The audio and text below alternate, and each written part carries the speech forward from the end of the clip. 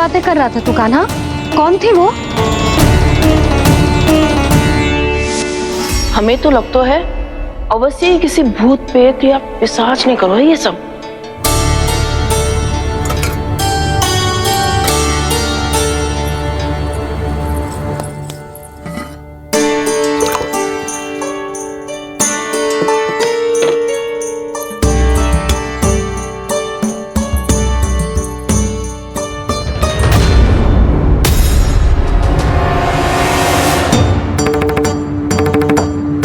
कहाँ गाँव?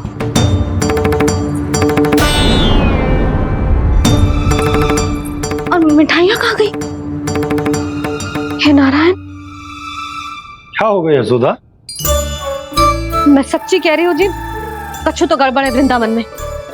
अभी यहाँ पानी का लोटा रखा था, अचानक से लुप्त होगा। जे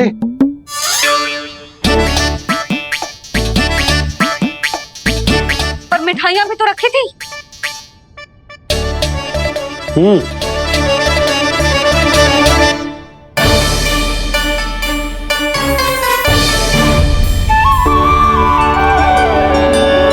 अच्छा ठीक है, किसी ने कछु ना लिया है, पर मैं कह रही हूँ कछु तो गड़बड़ है यहाँ।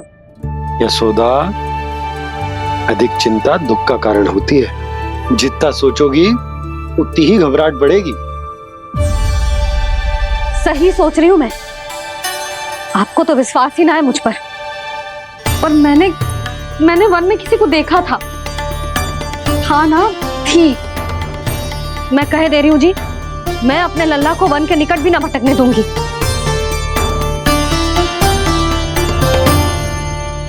कान्हा ने अच्छा नहीं किया माँ, सबके सामने झूठा ठहरा दिया मुझे।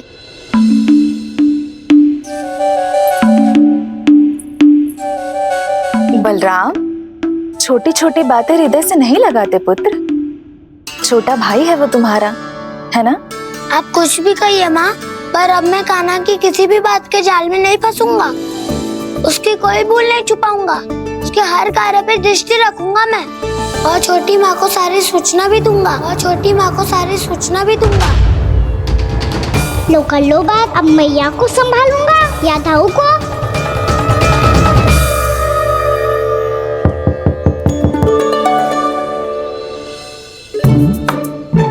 मैं खोलता हूँ मैया।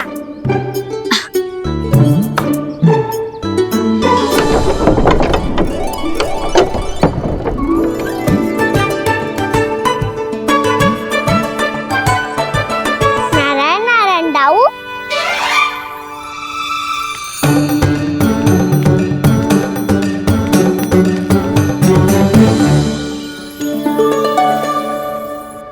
नारायण नारायण बड़ी माँ।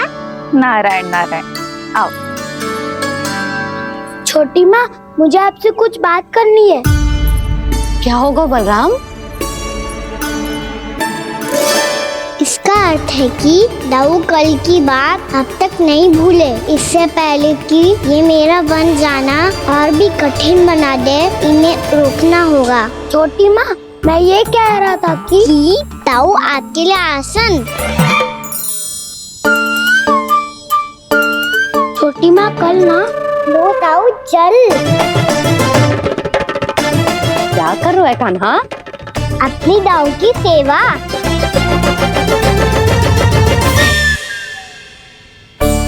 यशोदा, दोनों भाइयों में थोड़ी अनबन हुई है।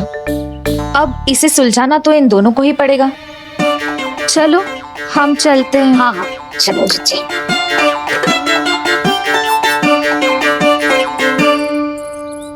छोटी माँ, दाऊ ये मिठाई खा के देखो।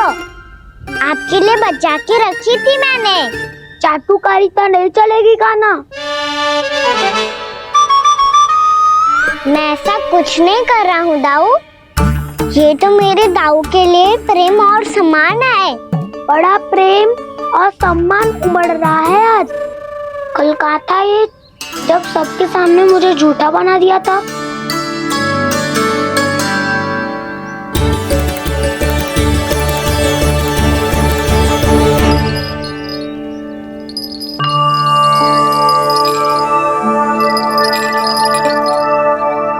आप सब ये आवाज सुन रहे हैं? जे घुंघरू की आवाज गैयाओं को संभालने, उन्हें पंक्ति में रखने और उन्हें आगे बढ़ाने में सहायता करेगा। और जे लाठी आपको पैदल चलने में सहायता करेगी। और यदि कोई वन्य पशु गैयाओं के निकट आ जाएगा तो जे नुकीला भाग आप देख रहे हैं, जे उन्हें दूर भगाने में आपकी सहायता करेगा। आप सब लोग तैयार हैं? हाँ नंदराज, हम सब तैयार हैं। शुभकामनाएं। बोला बंसी।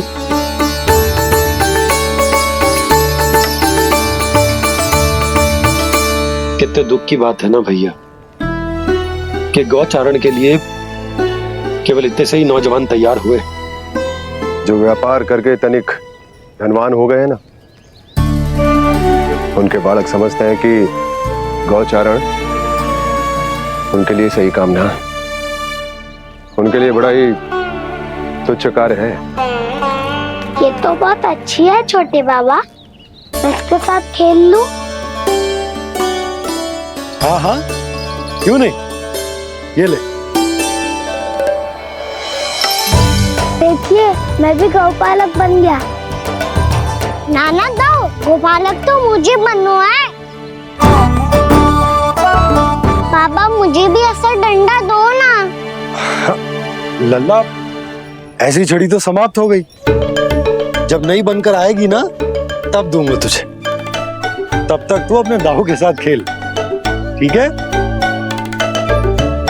चले भैया।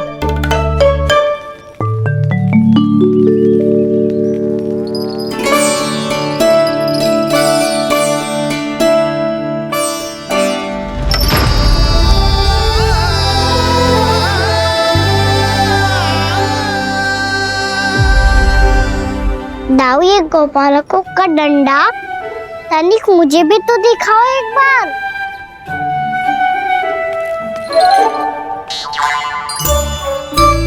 तो ना दाऊ, मैं भी पकड़ के देखूं कि मैं गोपालक बन सकता हूँ कि ना।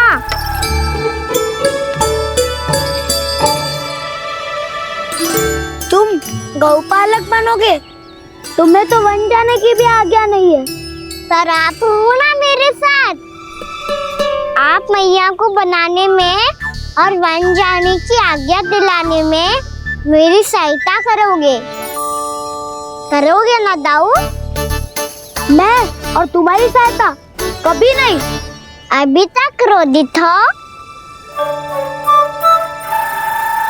अच्छा ठीक है, मैं क्षमा मांगता हूँ। अब तो मान जाओ। छोटे भाई के नाते ना सही तो मित्र के नाते क्षमा कर दो। जिसने मुझे झूठा सिखाया है वो ना तो मेरा मित्र है ना छोटा भाई। वैसे ये तो सत्य कहा, हमारा संबंध एक सखार भाई से भी बढ़कर है। लगता है आपको स्मरण कराने का समय आ गया है दाऊ। दाऊ, आपको मुझे ये डंडा नहीं देना तो मत ही दो, पर एक बार इसे हनुमान जी की तरह पकड़ के तो देखो।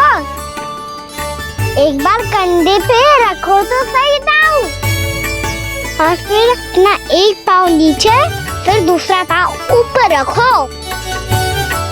बिल्कुल हनुमान जी की तरह बलवान दिखोगे आप।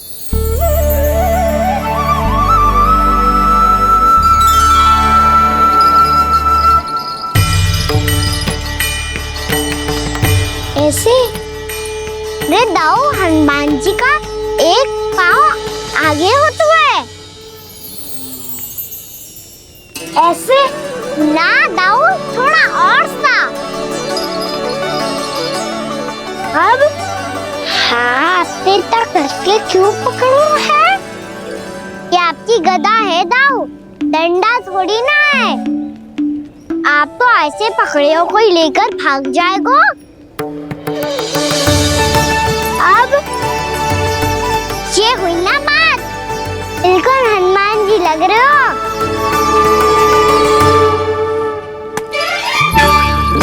बाबा, वो मेरा है। मुझे दो। आपका आइटम वापस लेकर दिखाओ।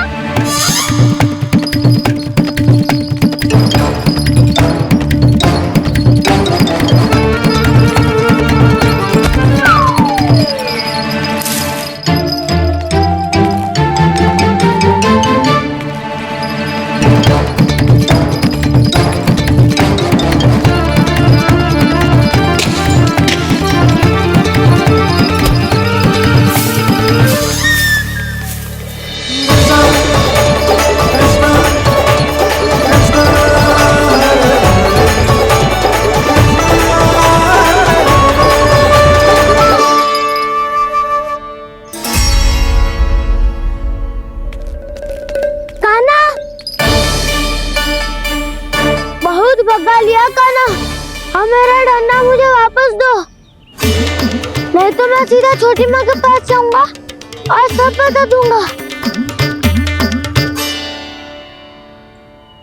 बड़े समय से इन दोनों का स्वर ना सुनाई दिया, है ना जीजी? लगता है अनबन सुलझी नहीं है। कहीं मुंह फुला के तो नहीं बैठे दोनों एक दूसरे से। मैं देख कर आती हूँ।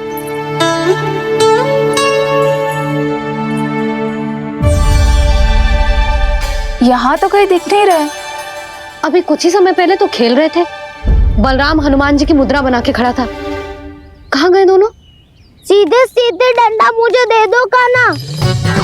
छोटे बाबा ने मुझे दिया है, ये मेरा है। तो मैं मना कहाँ कर रहा हूँ दाऊ? निकट आओ, ले लो अपना डंडा। रुक जाओ कान्हा। क्या हुआ दाऊ? तुम मुझे इतना भगा क्यों रहे हो?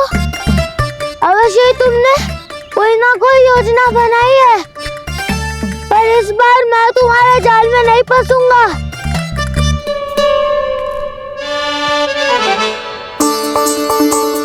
क्या हुआ दाऊ, थक गए क्या?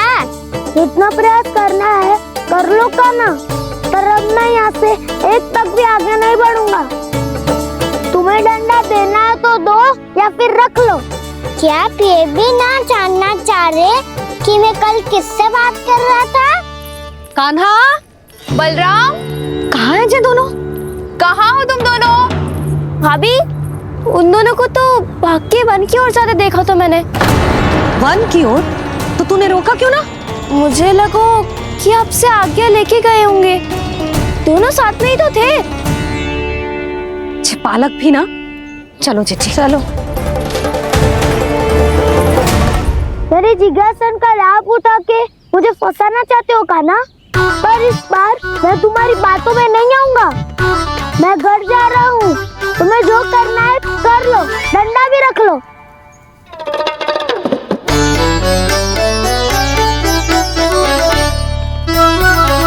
जाने से पहले सत्य तो जान लीजिए दाऊ। जाने से पहले सत्य तो जान लीजिए दाऊ।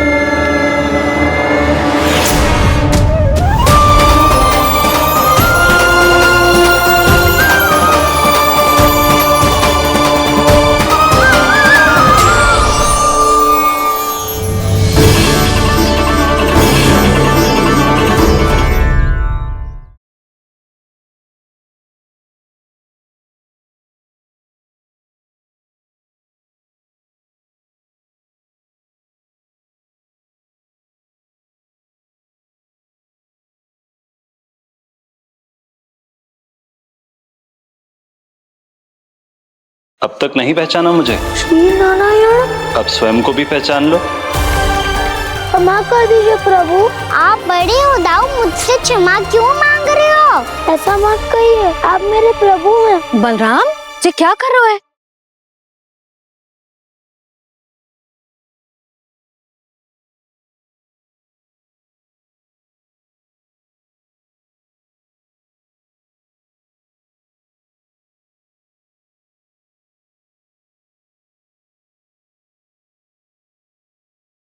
यशोमती मैया के नंद लाला।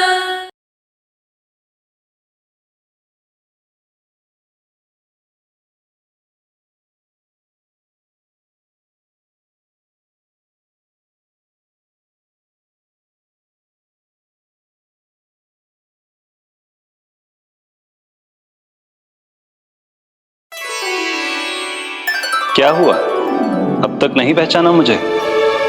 श्री नारायण। अब स्वयं को भी पहचान लो।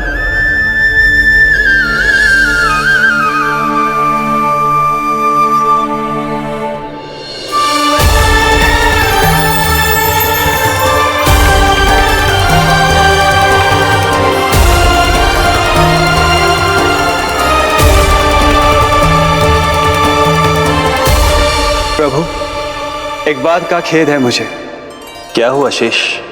आपने अपने अगले अवतार की घोषणा कर दी और मेरे बारे में विचार तक नहीं किया। मैंने आपके राम अवतार में आपका छोटा भाई लक्ष्मण बनकर आजीवन आपकी सेवा की थी, आपकी हर एक बात मानी थी। अब आप अगला अवतार मेरे बिना ले रहे हैं प्रभु। इस बार तुम मेरा साथ किस रूप में देना चाहते हो शेष? यदि संभावना हो तो पिछली बार मैं आपका छोटा भाई बना था प्रभु, आपके पग चिन्हों पर अपने पग रखता हुआ आपके साथ चला था। इस बार आपका बड़ा भाई बनकर एक नया अनुभव पाना चाहता हूं प्रभु। तथास्तु। प्रभु मैंने तो ऐसे ही कह दिया, मेरा अर्थ वो नहीं था प्रभु कि। पर मैं बिना विचार किए कुछ नहीं कहता शेष। लक्ष्मण के रूप में तुमने मेरी बहुत सेवा की थी। महल, राजपथ, यहां तक कि अपनी पत्नी को भी तुमने छोड़ दिया था ताकि तुम वन वन घूमते हुए मेरा साथ दे पाओ। इसलिए मैं चाहता हूं कि मैं तुम्हारा छोटा भाई बनकर वो श्रद्धा, वो स्नेह तुम्हें लौटा पाऊं, तुम्हारी सेवा कर पाऊं।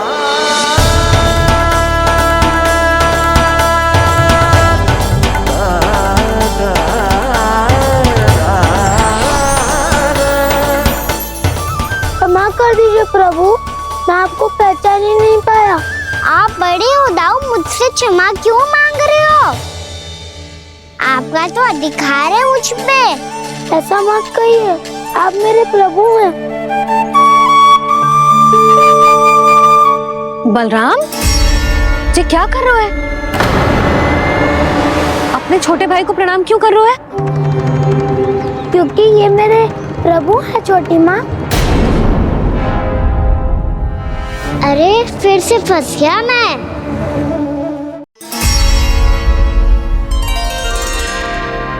सत्य का, मैं भगवान विष्णु हूँ और मैं हूँ इनका शेषनाग।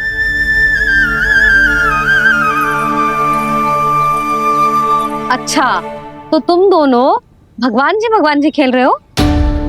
हाँ। तो इसके लिए वन आने की क्या आवश्यकता थी?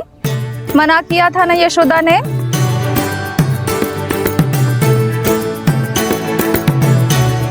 बलराम, तू कान्हा के जैसे कब से होगा? ये दोनों एक से ही है यशोदा, बहुत एकता है दोनों में। ना चिच्ची, बलराम निर्दोष है। जो उसका छोटा भाई है ना, इसी का दोष है। इसी को बार बार वन आना होता है। पर मैया ये वन थोड़ी है, वास्तव वन तो आगे है ना। अच्छा, तू घर चल, मैं बताती हूँ तुझे वन कहाँ है। उदंड कहीं का। ले बलराम चल।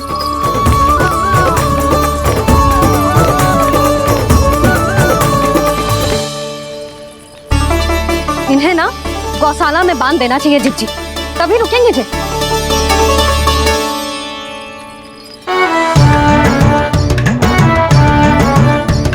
ताऊ, घर पहुंच के दंड मिलेगा क्या? मिलेगा प्रभु, और इस बार केवल आपको ही नहीं मुझे भी मिलेगा।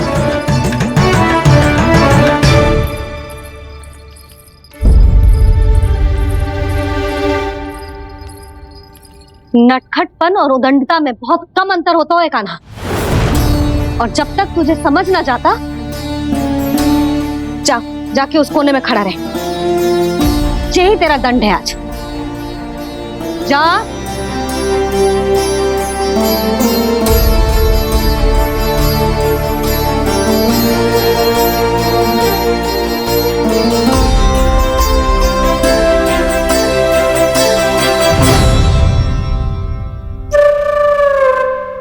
मुस्कुरा क्या रहो है?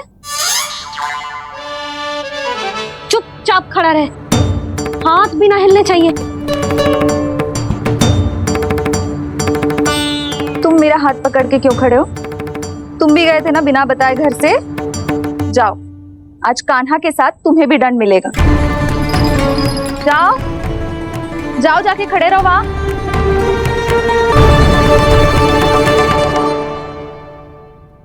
जब तक हम दोनों ना कहें, यहीं खड़े रहना दोनों। समझ आई? मैया संध्या भी होने वाली है, खेलने भी जाना है।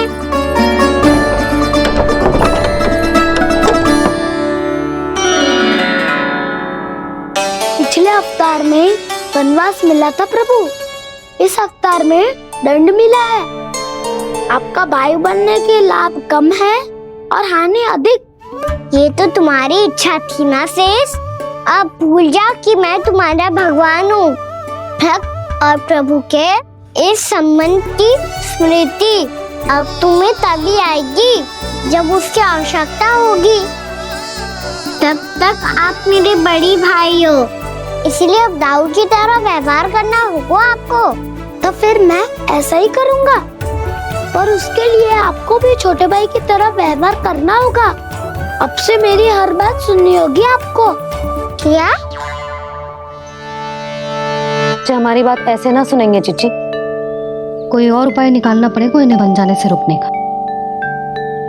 डांट फटकार से भी अधिक प्रभाव नहीं पड़ेगा यशोदा। अब यम का पाप ही दंड देगा इसे।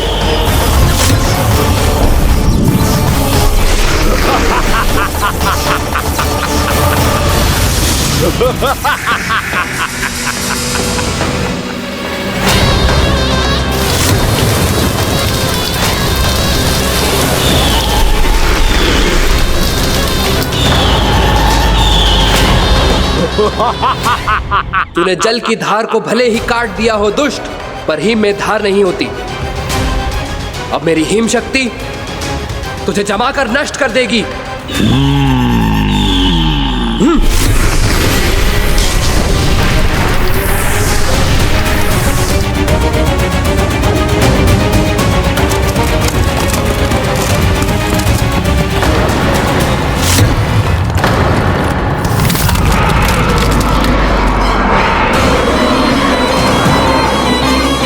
चंद्र, वरुण, यम, अग्नि, इंद्र, तुम में से कोई भी इस योग्य नहीं है कि मुझे पराजित कर पाए और इस विष्णु अवतार की रक्षा कर पाए।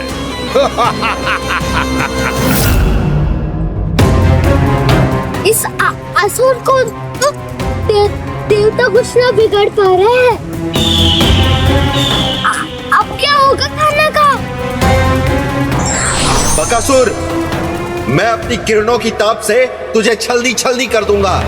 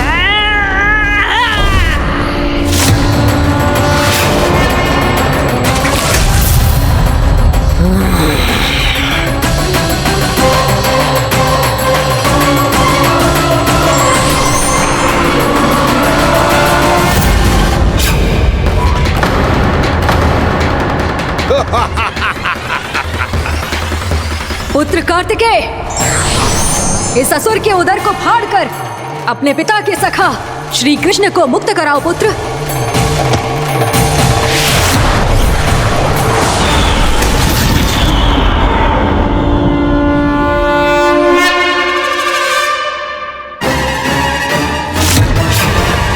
मैंने कहा था, तुम में से कोई भी मेरा बाल भी बांका नहीं कर पाएगा। तुम देवताओं का तो सामर्थ्य ही क्या, स्वयं देवों के देव महादेव भी मेरा कुछ नहीं बिगाड़ पाएंगे। कृष्ण को अपने उदर में ही पचा जाऊंगा मैं।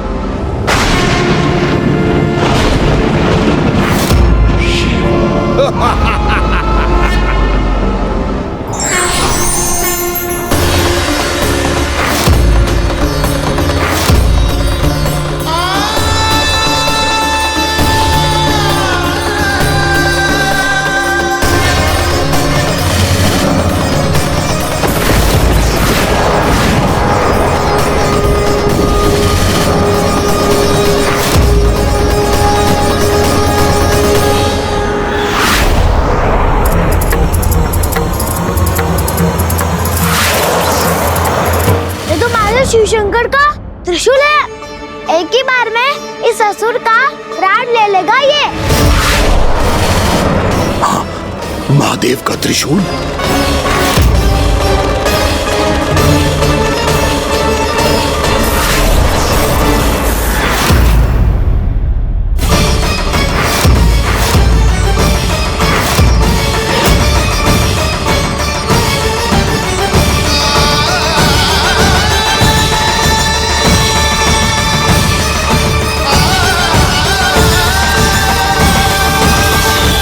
कहा था मैंने, स्वयं महादेव भी मेरा कुछ नहीं बिगाड़ सकते। अजय हूं मैं, अजय।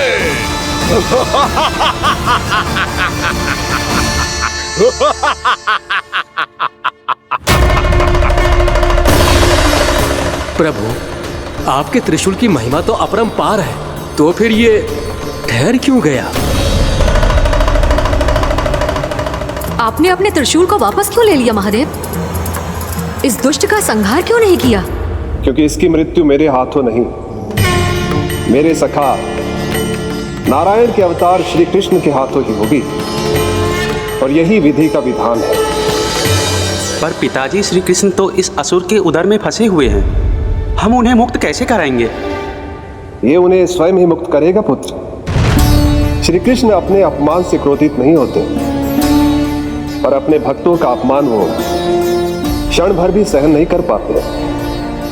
वकासुर यही भूल कर रहा है, हम सबका निरंतर अपमान करके वो उन्हें क्रोध दिला रहा है।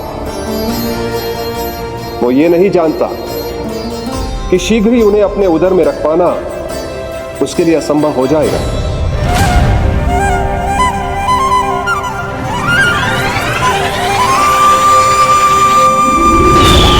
क्या हुआ महादेव, पराजित होकर भी मुस्कुरा रहे हैं? पर अब तो महादेव कहलाने के भी योग्य नहीं रहे आप। असफल देवताओं की इस अयोग्य सेना को लेकर चले जाइए यहाँ से।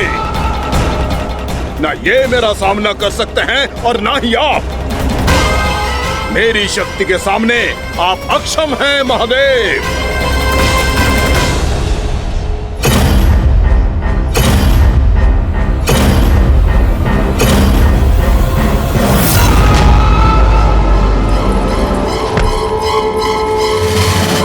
सुधा, जिस दुष्ट ने मेरे लल्ला को निगलो है ना, भीतर से जलेगो, छटपटाएगो, पीड़ा से कराएगो।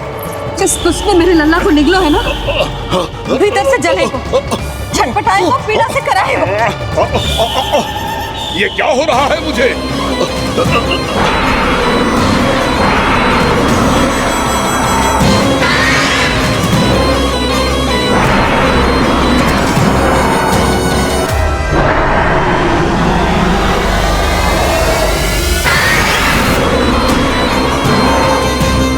मुझे ऐसा क्यों लग रहा है जैसे भीतर से जल रहा हूं मैं? ये क्या हो रहा है मुझे?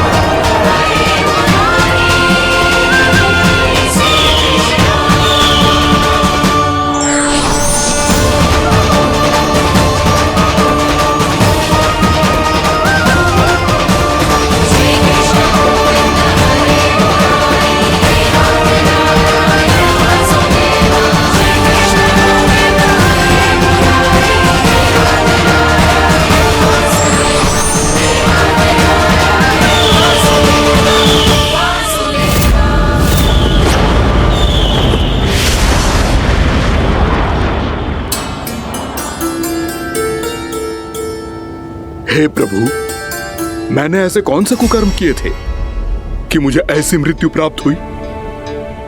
और ऐसे कौन से सुकर्म किए थे कि आपके हाथों से मुझे मोक्ष प्राप्त हुआ है प्रभु? में स्मरण करो, हे जरीस की पुत्र वक्कासुर। स्मरण करो, कैसे अपने पिता की तरह अभिमान से भरे हुए थे तुम। स्मरण करो, कैसे हमें पराजित करने के लिए पूरी सृष्टि को संकट में डाल दिया था तुमने, और हमें विवश होकर पराजय स्वीकार करनी पड़ी थी। स्मरण करो, कैसे तुमने देवराज इंद्र का छत्र चुरा लिया था। पर यह सब भी पर्याप्त नहीं था वक्कासुर। तुम्हारे पापों का घड़ा तब भरा था जब तुमने देवी गंगा के जल में साधना करते हुए जजाली मुनि की तपस्या में व्यवधान डाला था।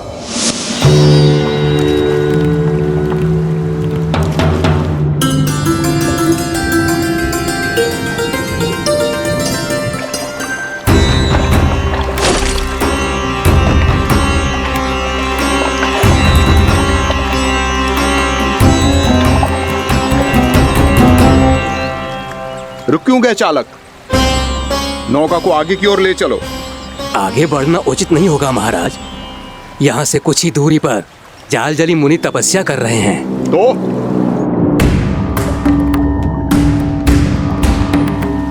मेरे मत्स्य आखेट के क्षेत्र में इसने तपस्या करने की भूल की है। मेरे ही राज्य में मेरा कोई क्षेत्र मेरे लिए वर्जित हो, यह मुझे स्वीकार नहीं है। आपने पर्याप्त मत्स्य आखेट कर लिया है महाराज। यदि तुम इन मछलियों का आहार नहीं बनना चाहते हो, चुपचाप मेरी आज्ञा मानो। क्षमा, क्षमा महाराज।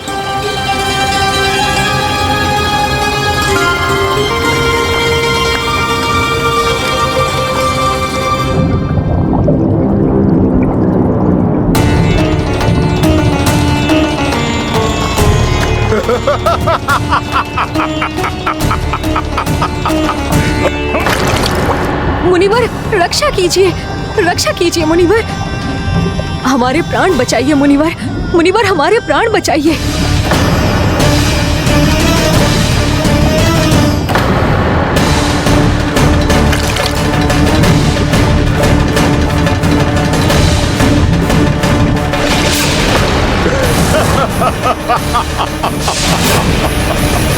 ठहर जाओ असुरराज, इन मछलियों को हानि ना पहुंचाओ। क्यों मुनि? अब मछलियां पकड़ने के लिए मुझे तुमसे आज्ञा लेनी पड़ेगी। तुमने तपस्या करने से पहले किससे आज्ञा ली थी? मां गंगा से, इस जल में रहने वाली सभी मछलियों से। इस उपकार के बदले इन सभी मछलियों को रक्षा करने का वचन दिया था।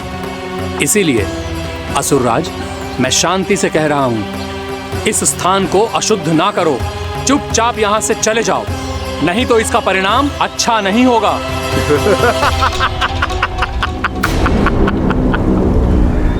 तुम जिन देवताओं की तपस्या कर रहे हो ना मुनि, उन्होंने भी मेरा कुछ नहीं बिगाड़ पाया था, और तुम मुझे धमकी देने का दुस्साहस कर रहे हो।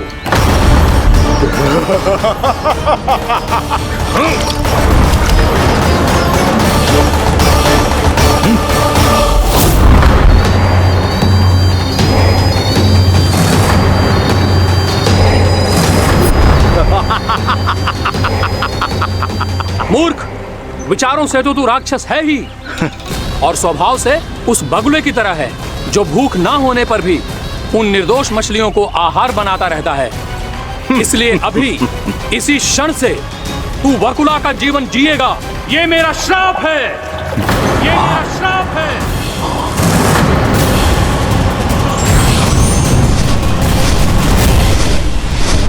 श्राप पाने के बाद तुम्हें आभास हुआ कि तुमने कितना बड़ा अपराध किया था, और तब तुम जजाली मुनि से क्षमा याचना करने लगे।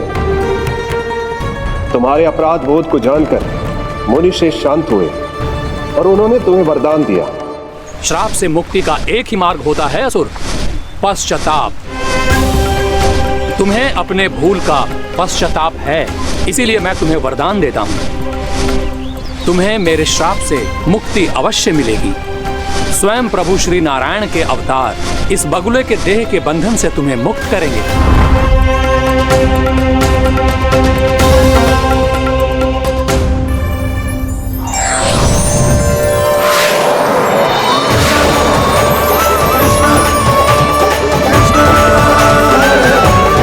प्रणाम स्वीकार करें प्रभु।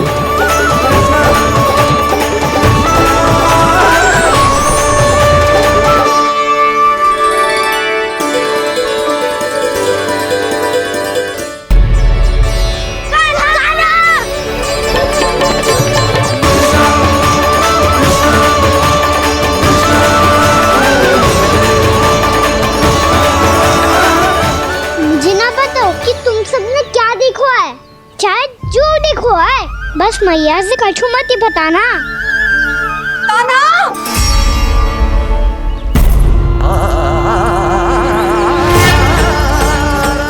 कान्हा! मेरा लल्ला!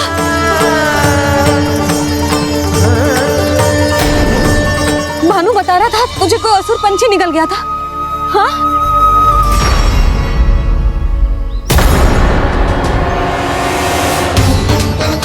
हे नारायण, ये क्या है?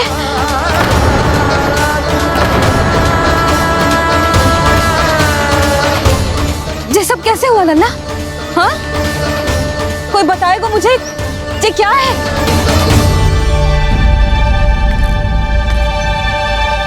श्रीधामा, मधुमंगल, चिची को सब कुछ बता दो। ये असुर पक्षी मुझे निगलने वाला था रानी भाभी, तभी अंतिम क्षण में कान्हा ने आके मुझे बचा लियो।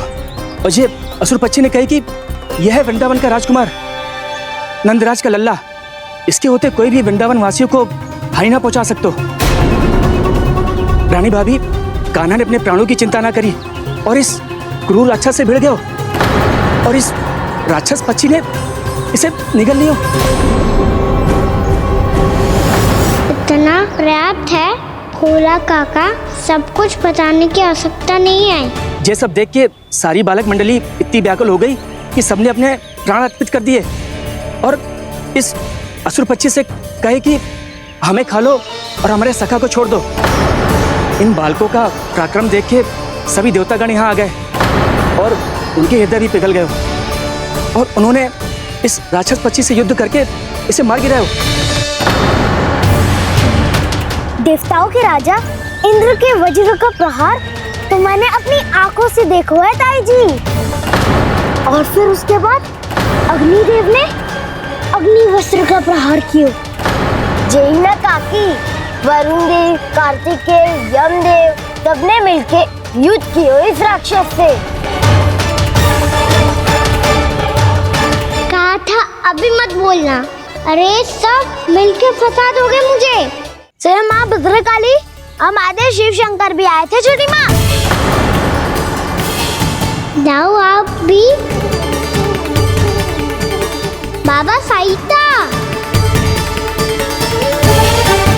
मुझे लगता है कि ये कान्हा भी इन्हीं देवताओं में से एक है। संभव तो है चीची, स्मरण है पूतना और तृणावर्त के आक्रमण के समय भी ऐसा ही हुआ था। सभी राक्षस मारे गए थे पर अपने कान्हा को एक खरोच तक न आई थी। हाँ जीजी, मुझे लगता था कि श्री नारायण की विशेष कृपा है हमारे कान्हा पे, पर अब तो देख के लग रहा है कि हमारा कान्हा ही स्वयं श्री नारायण है। या फिर उनका अवतार है ये। अरे बस करो तुम सब, ऐसा कछु ना है। अरे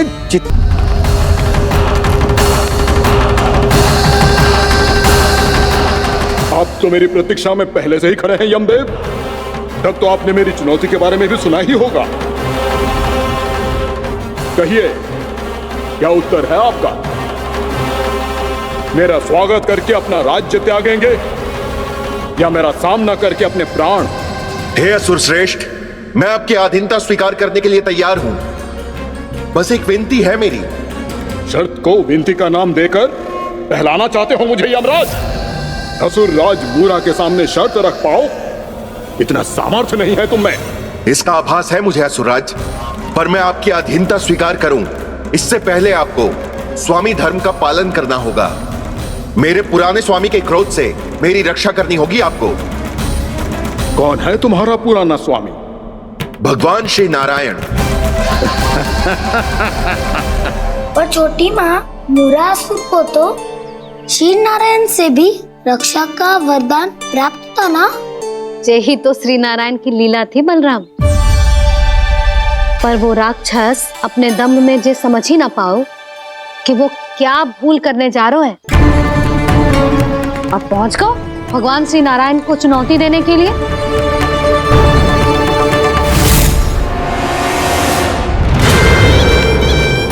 वहीं ठहर जाओ असुर राज मोरा।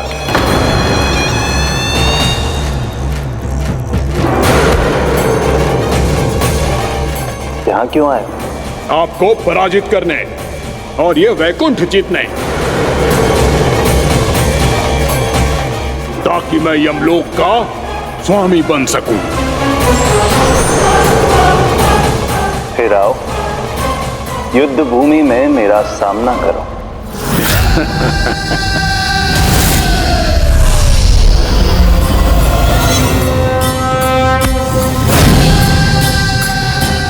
ये नहीं जानते कि इनसे ना हारने का वरदान तो मैं पहले ही प्राप्त कर चुका हूं, इसलिए युद्ध ठीक से आरंभ हो पाए उससे पहले ही इन्हें जीत लूंगा मैं।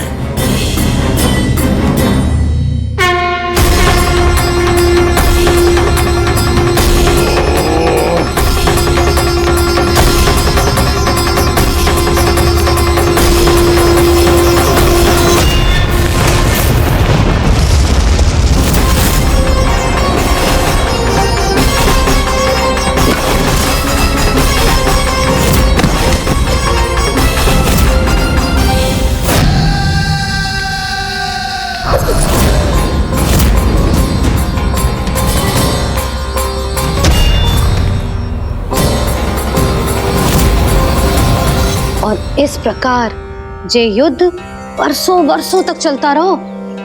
दोनों योद्धा पूरे ब्रह्मांड में अनेक अस्त्रों शस्त्रों के साथ युद्ध करते रहे।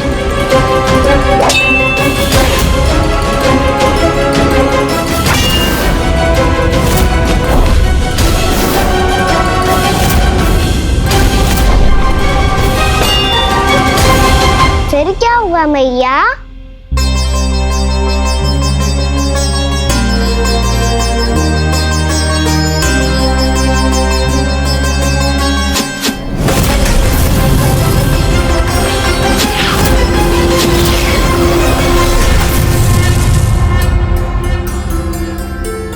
उस युद्ध को कभी समाप्त हुआ हो, पर कैसे?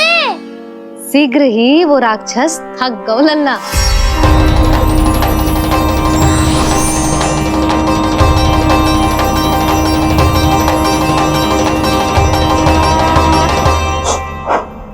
खड़े खड़े देख क्या रहे हैं नारायण? आक्रमण कीजिए, वध कर दीजिए मेरा।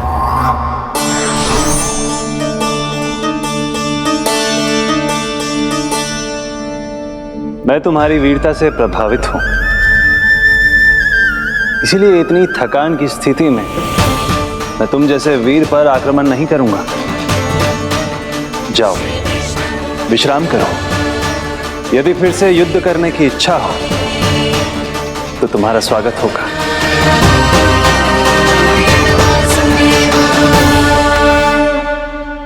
जे कह के श्री नारायण बद्रिका आश्रम चले गए और वहां हिमवत नाम की एक कंदरा में ध्यान लगा के बैठ गए।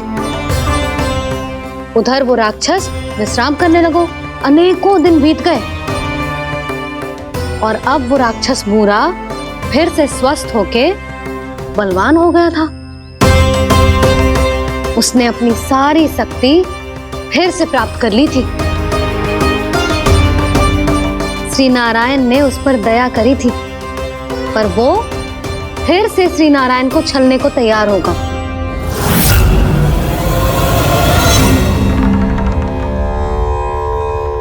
ध्यान में बैठे बैठे श्री नारायण योग निद्रा में चले गए, पर दुष्ट मूरा इसी अवसर का लाभ उठा के उनके कंदरा में घुसायो, ताकि वो सोते हुए श्री नारायण पे आक्रमण कर सके।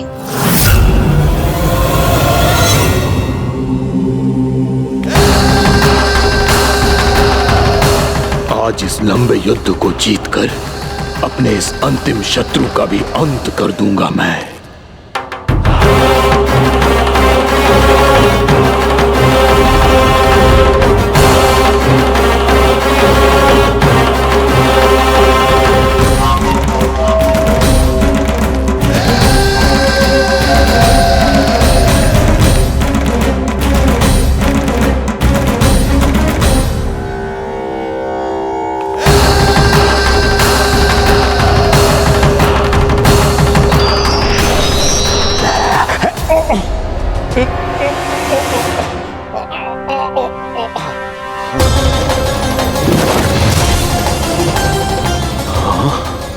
दुष्ट राक्षस,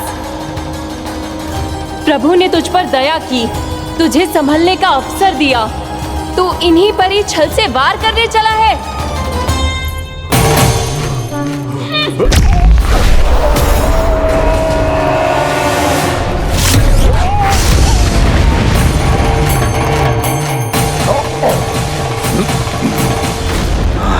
मैं अजय हूँ, मुझे कोई पराजित नहीं कर सकता। ब्रह्मा का वरदान है मुझे।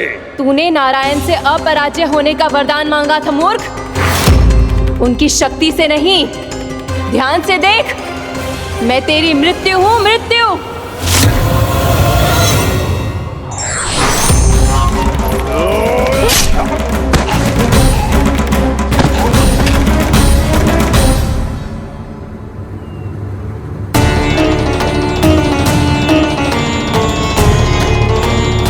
वो देवी कौन थी छोटी माँ? और कौन बलराम, वही तो थी देवी एकादशी।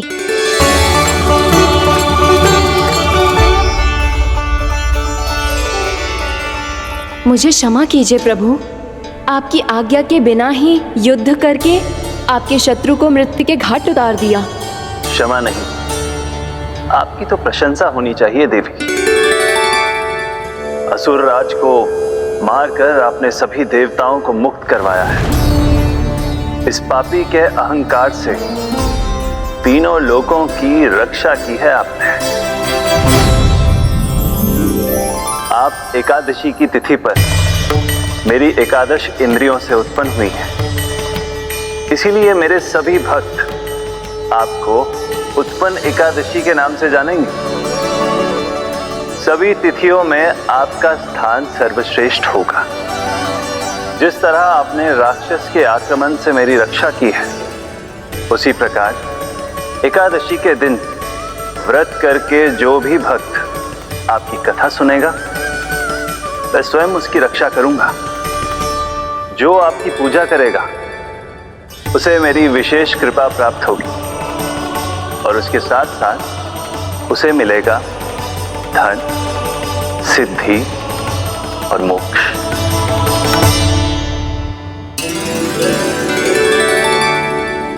इसीलिए आज के दिन व्रत रखने का बहुत अधिक महत्व होता है। बोलो एकादशी मैया की जय। बोलो श्री नारायण भगवान की जय।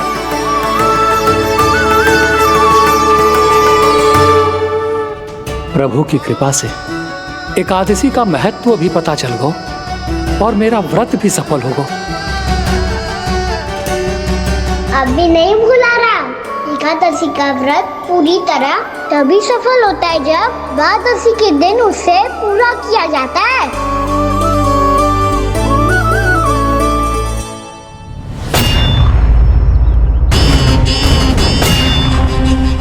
आवश्यक है आपको यह आभास होना कि उस विष्णु अवतार को पराजित करने के लिए आपके साधारण योद्धाओं में वो सामर्थ्य नहीं है। वो विष्णु अवतार कुछ अधिक ही असाधारण है।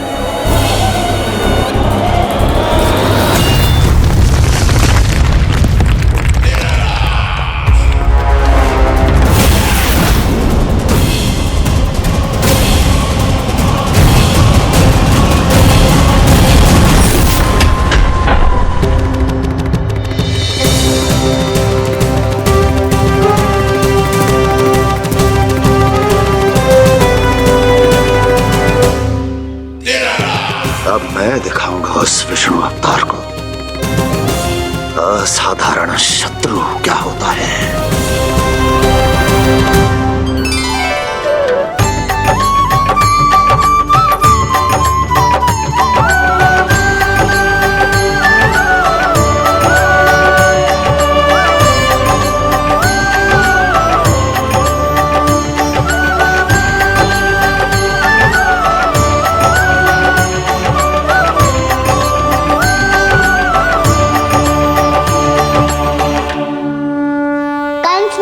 अधीर हो रहे हैं, पर मैया ने मुझे अभी तक बाहर जाने की आज्ञा नहीं दी है।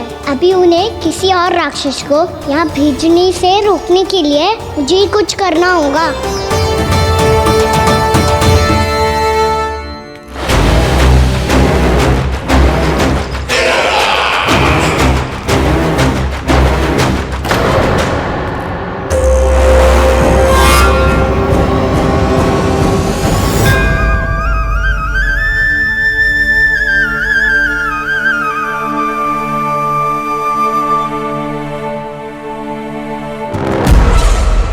कौन हो तुम? बचपन से ही मुझे मारने का सपना देख रहे हैं, सिर्फ मुझे ही नहीं पहचानते।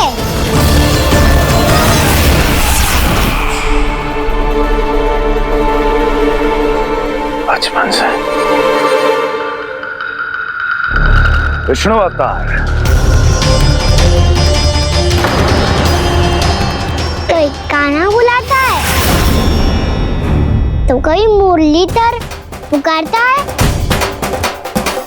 कोई माखन चोर कहता है, कोई कहता है चिच्चोर। पर विष्णु अवतार इस नाम से तो बस आप ही मुझे बुलाते हो मामा जी।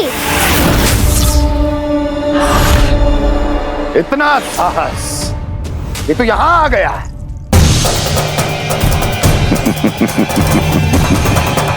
यहाँ आ तो गया तू विष्णु अवतार, किंतु यहाँ से जीवित नहीं जाएगा। तेरे शीश को तेरे धड़ से अलग कर दूंगा मैं।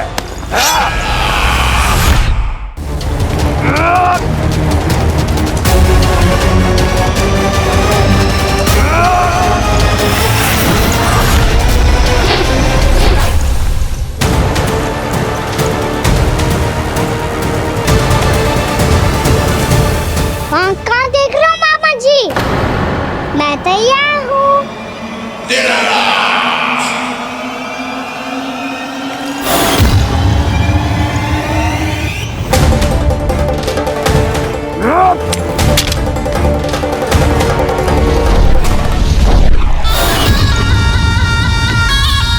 मामा जी, आप सदैव इसी तरह क्रोध में रहते हो क्या?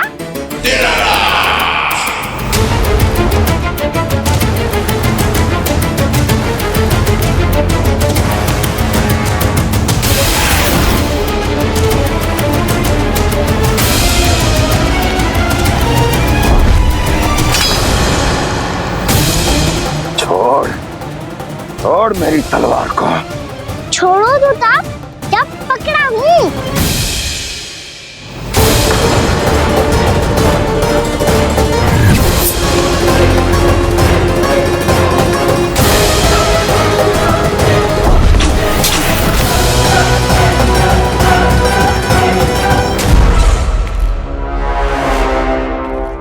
मामा जी,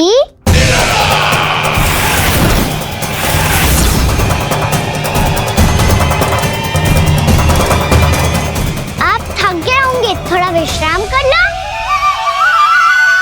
आपका तो पता नहीं, मैं अवश्य थक गया हूँ।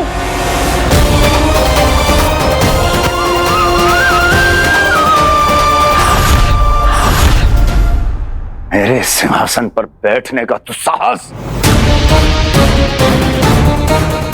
अभी तो बस अभ्यास कर रहा था मामा जी। भविष्य में मुझे तो बैठना है यहाँ। आपने बल प्रयोग करके से अपने पिताजी से छीना था, मैं आपसे छीन लूंगा। जो छल और बल से लिया जाए वो अधिक समय तक टिकता नहीं है मामा जी।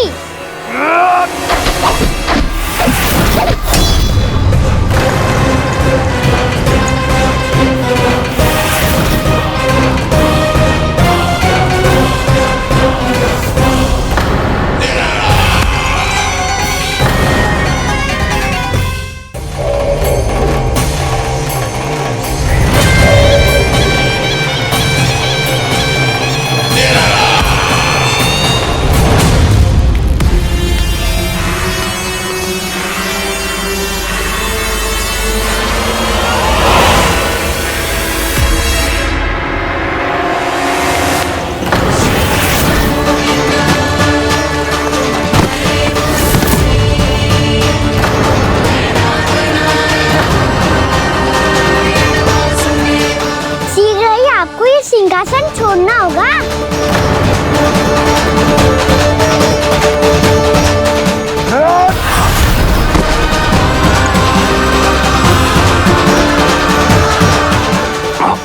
वो मेरा सिंहासन छीनना चाहता है।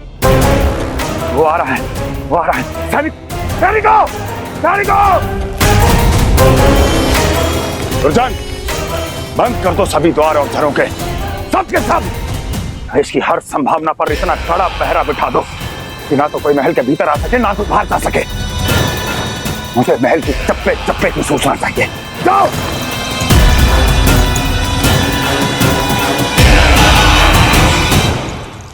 सिंहासन।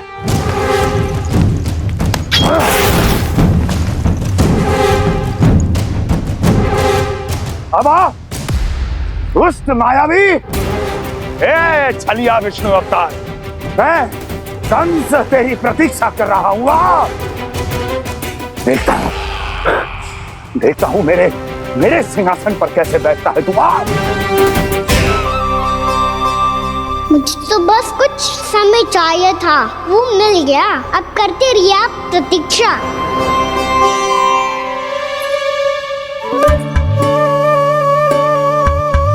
जी अपने आप से बातें क्यों कर रहे हैं जी?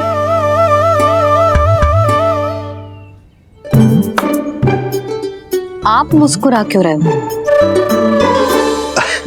ना कचू ना। बताओ क्यों मुस्कुरा रहे हो? तुम्हीं पर गए हैं जी।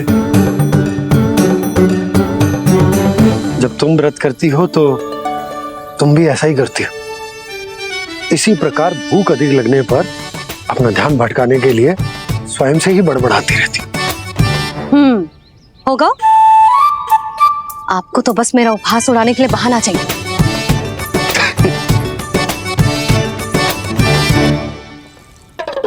लल्ला, भूख लगी है? ना मैया, व्रत करे तो भूख कैसे लगेगी?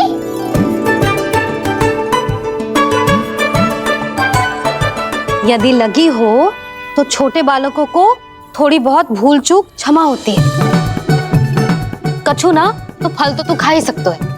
अब तो पूरे नियम और विधि विधान से व्रत तोड़ूंगा। कल द्वादशी के सुबह मुहूर्त के अनुसार। ठीक।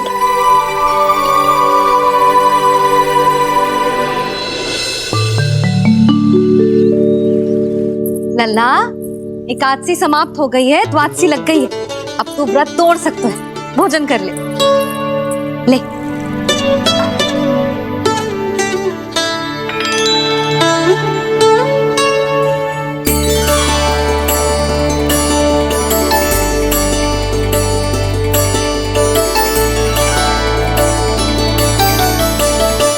आज तो कार्य कर लीजिएगा। मैं ना चाहती कि सब गांव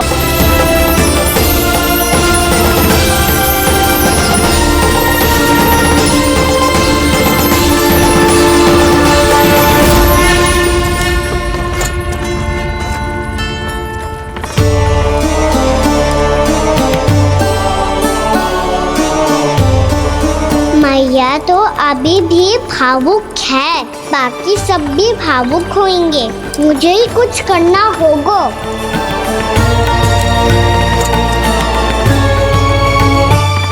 भैया हम कहाँ जा रहे हैं? वृंदावन। वृंदावन?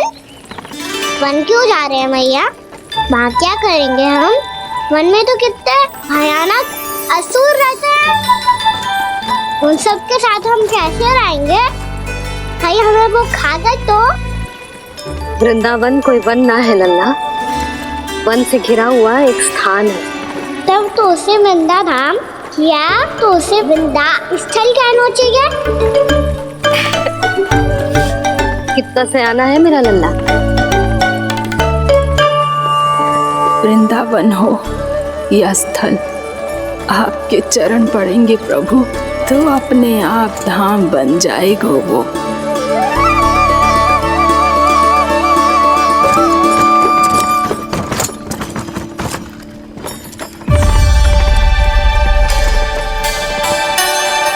सुलक्षणा काकी, वृंदावन में बेट तो मिलेंगे ना? आप छुप छुप के क्या तोड़ोगी और क्या खाओगी? हाँ? तू हमेशा मेरे भोजन के पीछे क्यों पड़ जाता है रे?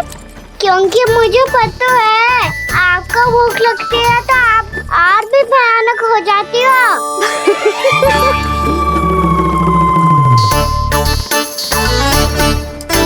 सावित्री, कस्तूरी, वृंदावन है। वृंदावन में बगीचा ना है। कान्हा, फिर तुम दोनों सबकी चुगली कहाँ बैठ के करोगी?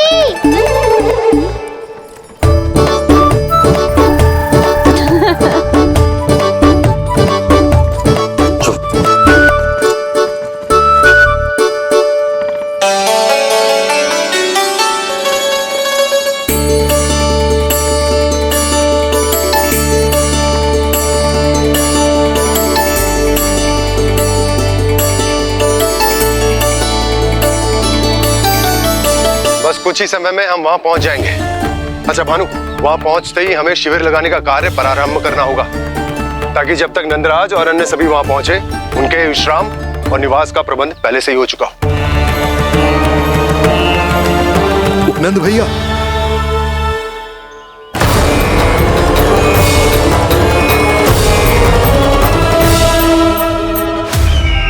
तुम सत्य कह रहे हो ना दुर्जन, पूरी तरह जांच पड़ताल कर ली है ना तुमने? नंद ने अपने परिवार और समस्त गोकुल वासियों के साथ आज गोकुल छोड़ दिया है।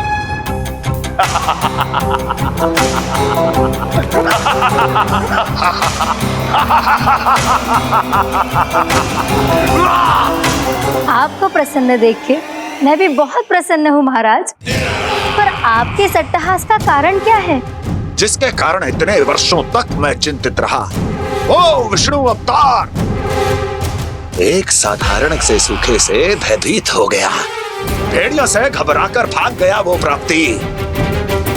इसका अर्थ है कि है प्राप्ति ओ विष्णु अवतार बहुत ही दुर्बल है।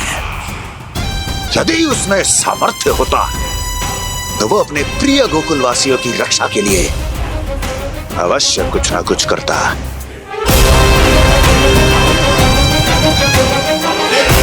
कहीं मैंने उस साधारण से बालक को अवतार होने के कारण कुछ अधिक महत्व तो नहीं दे दिया।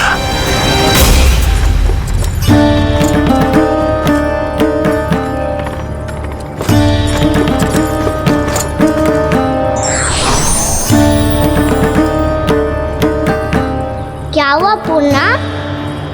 क्या सोच रही हो? प्रभु, केवल जे सूखा ही गोकुल के छोड़ के जाने का कारण ना हो सकता है, अवश्य ही कोई और कारण भी है। अनेक कारण है पूर्णा, और कंस उसमें से एक कारण है। पूरी सृष्टि में वो कहीं भी क्यों ना चला जाए, किंतु जो त्रास उसने मुझे दिया है उसका दंड उसे अवश्य मिलेगा।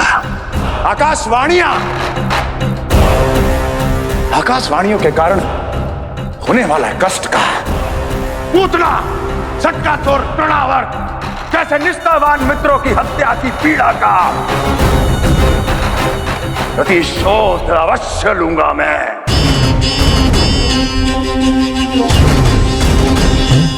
दुर्जन, जाओ और पीछा करो उस विष्णु अवतार का। अपनी दृष्टि को केवल और केवल उस पर रखना। मुझे एक एक क्षण की सूचना चाहिए। बताओ कहां भाग कर जा रहा है वो विष्णु अवतार? कंस, उसने केवल मुझ पे नहीं, मेरे गोकुल पे भी आक्रमण किया था। पूर्णा, मैं समझ गई प्रभु। पहले पूतना के विशाल शरीर के गिरने से गोकुल को भयंकर भूकंप का सामना करना पड़ा था, और फिर तृणावर्त के भीषण पावंडर से गांव वासियों को कितना कष्ट पहुंचा था। प्रभु, इसका अर्थ ये है कि गोकुल इसलिए सुरक्षित बचा रहा क्योंकि वहां आप थे। उस समय मैं शिशु के रूप में था पूर्णा। कंस के आक्रमणकारियों को रोकने के लिए मैं जाकर भी घर से बाहर नहीं निकल सकता था, और इस बार उन दुष्टों को अपने गांव के भीतर, अपने वृंदावन में प्रवेश भी ना करने दूंगा मैं।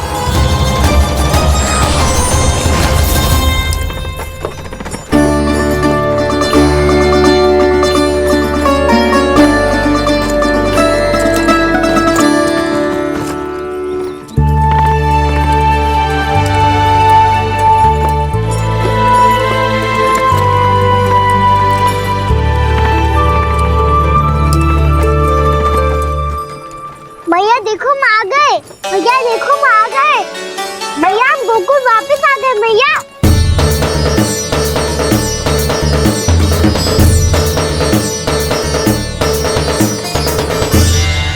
सुनो जी, हम फिर से गोकुल आ गए क्या?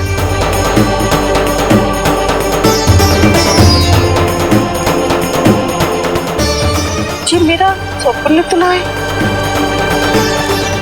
ना, हम तो उसी मार्ग पर जा रहे हैं जो उपनंद भैया ने बताया था।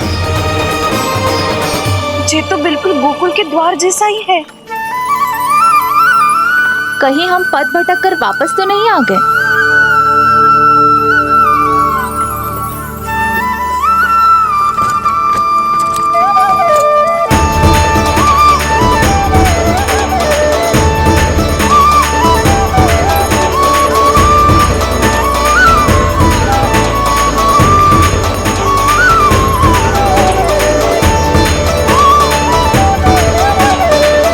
वृंदावन में आप सभी का स्वागत है।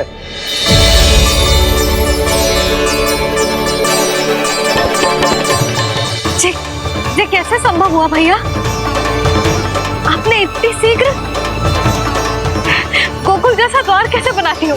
केवल द्वार ही नहीं बहू, देखो पूरा का पूरा गांव ही गोकुल जैसा है। जिज्जी, जिज्जी देखो ना आपने। हाँ, ये तो चमत्कार हो गया।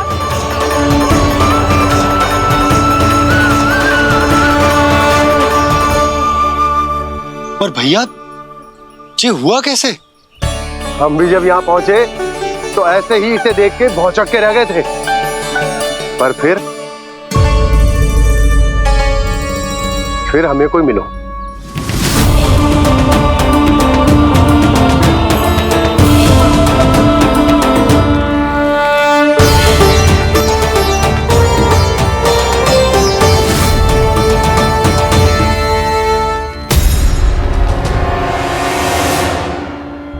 प्रणाम। ये आपने बनाया?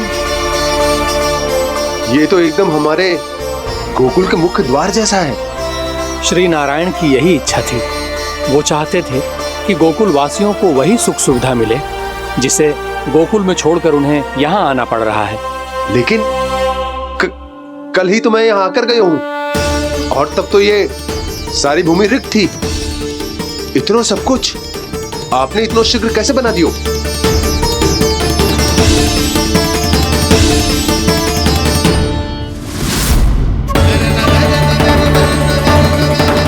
श्रीमान, श्रीमान, फिर न जाने वो महापुरुष कहाँ चले गए। हमने बहुत ढूंढो भी उन्हें, लेकिन वो मिले नहीं।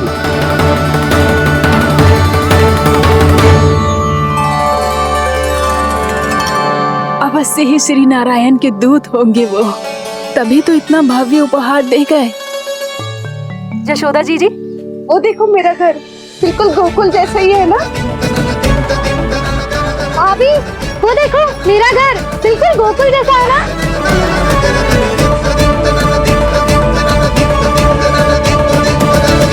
देख क्या रहे हो? पतिदेव होने का धर्म निभाओ।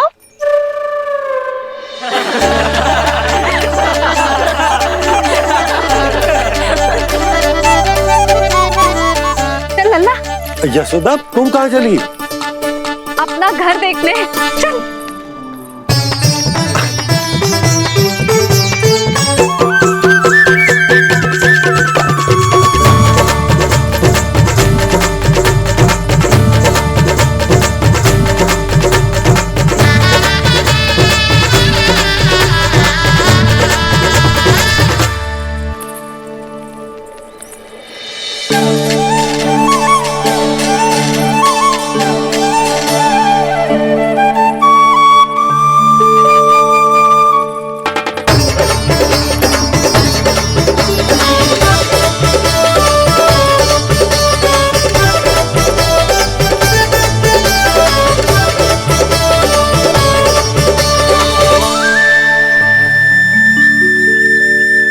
यशोदा जी, ढेर सारे फूलों के पौधे भी यहाँ, वैसे ही जैसे आपका रामू खा जाता था।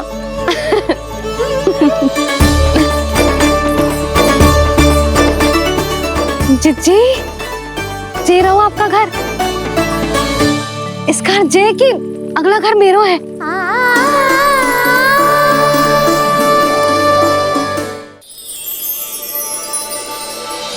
चल लल्ला, मैं आती हूँ। आजा, चल।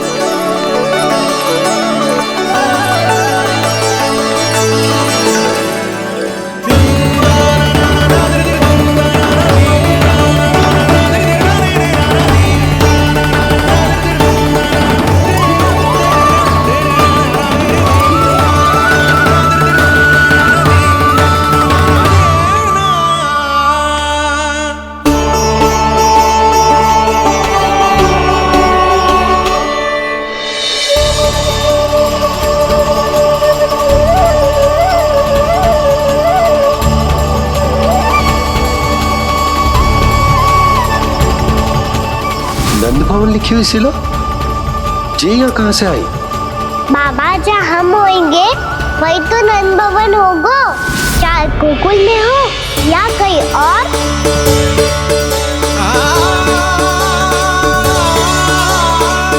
आपने अपना वचन पूरा कर दिया। मैंने कछु ना किया यशोदा, ये सब तो श्री नारायण की कृपा है।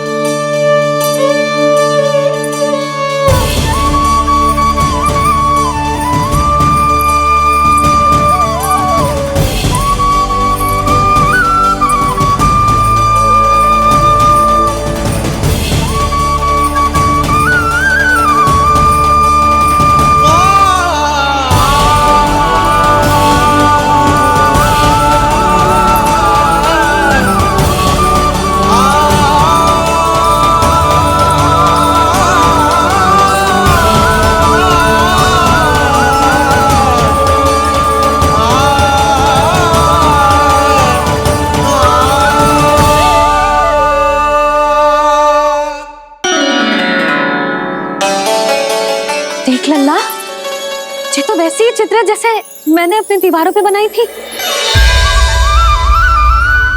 और ये भी वैसे ही अधूरी है। तब तो मैया हमें इन चित्रों को पूरा करना चाहिए।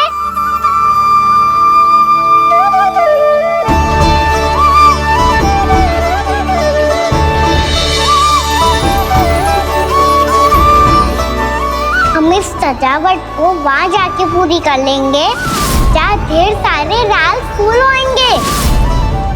आओ ना मैया, ये चित्र पूरा करते हैं।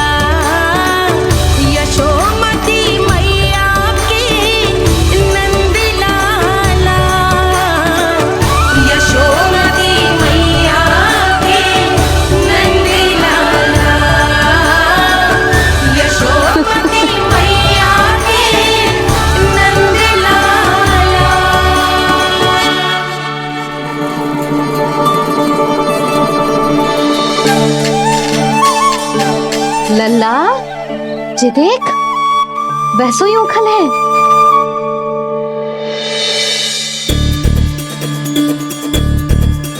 मैं भी हूँ, उखल भी है, पर मेरा फिर से डर लेने का कोई विचार ना है मैया। यदि उखल यहाँ है, तब तो भीतर भी सब कुछ वैसा का वैसा ही होगा।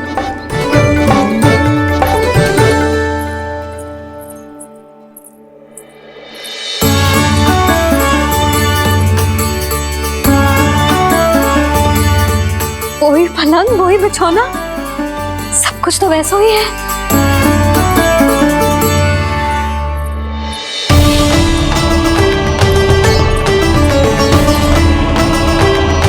ये क्या?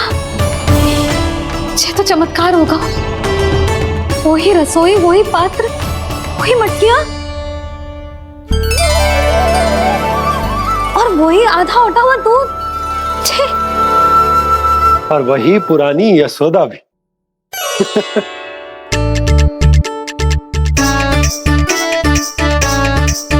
फिर से की करने लगे दोनों बाबा लल्ला को ना बस अवसर चाहिए मेरा उपहास उड़ाने के लिए। क्या देख रहे हो? अब जाओ, सकट से सामान उतारो। और हाँ सुनो जी, सबसे पहले श्री नारायण और लक्ष्मी जी की मूर्ति उतारना। ये सब उन्हीं के कारण संभव हुआ है। आजा लल्ला। इससे पहले कि जो मूर्ति लेके आए, मैं पूजा घर व्यवस्थित कर देती हूँ।